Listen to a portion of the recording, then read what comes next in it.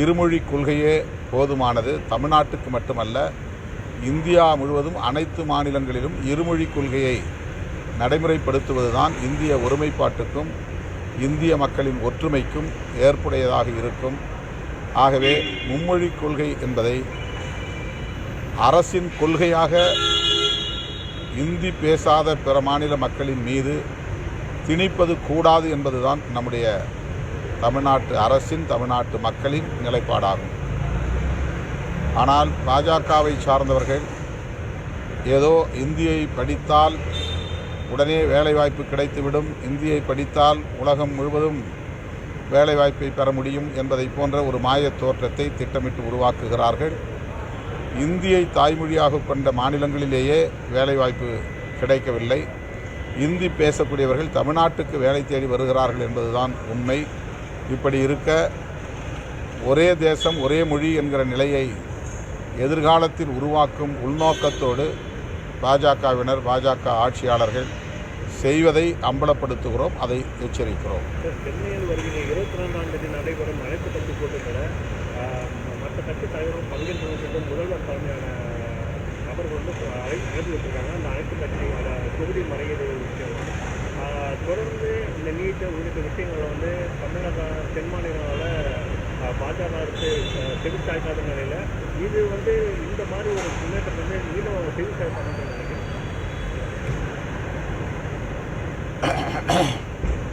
இந்த பிரச்சனை முற்றிலும் வேறானது.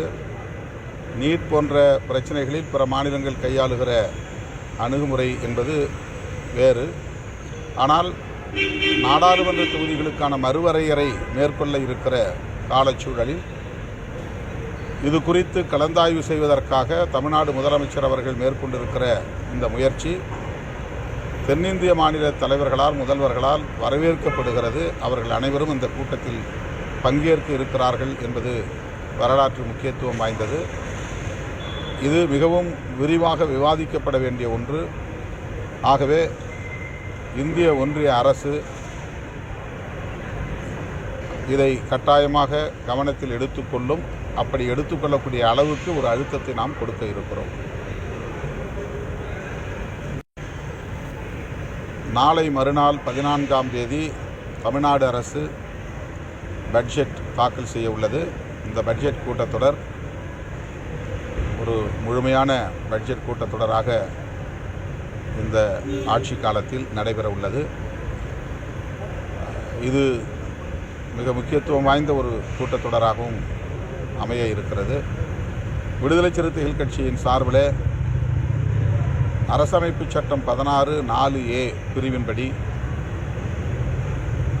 பட்டியல் சமூக மற்றும் பட்டியல் பழங்குடியின மக்களுக்கான பதவி உயர்வில் இடஒதுக்கீடு சட்டம் ஒன்றை நிறைவேற்ற வேண்டும் என்று கோரியிருக்கிறோம். முதல்வருக்கு அதை கோரிக்கை மனுவாக வழங்கியிருக்கிறோம்.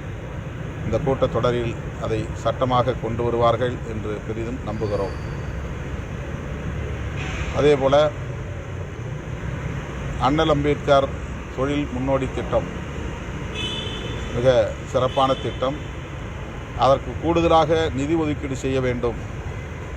அதை இன்னும் வெற்றிகரமாக நடத்த வேண்டும்.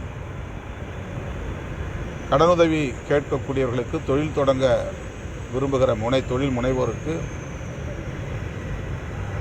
இன்னும் விரிவாக வாய்ப்புகளை வழங்க வேண்டும் என்பதையும் முதல்வரின் கவனத்திற்கு கொண்டு சென்றிருக்கிறோம். கட்டாயம் முதல்வர் அந்த திட்டத்திற்கு மேலும் கூடுதல் நிதி ஒதுக்குவார் என்று நம்புகிறோம். நன்னிலம் திட்டம் என்கிற புதிய திட்டம் முதல்வர் அவர்களால் அறிவிக்கப்பெற்று நல்ல வரவேற்பை பெற்றிருக்கிறது. ஆனால் அதற்கும் போதிய நிதி ஒதுக்கீடு செய்யாததால் பல மாவட்டங்களில் அந்த திட்டம் இன்னும் நடைமுறைக்கு வரவில்லை என்பது அதிர்ச்சி அளிக்கக்கூடிய ஒன்றாக இருக்கிறது.